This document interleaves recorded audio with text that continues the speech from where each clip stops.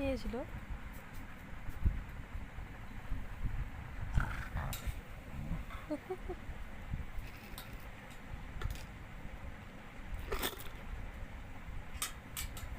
বস্তা, আলুর বস্তা।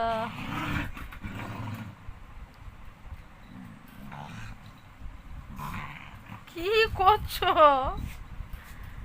আরে খুশি বলো। নিজে উঠে যাবেন না, ওকে টেনে টেনে নিয়ে যাবেন বাবা রোজ। দেখো কেমন কি বললো, এ পাগল পাপা। মা শুয়ে ঘুমিয়ে গেল, দেখি মুখটা।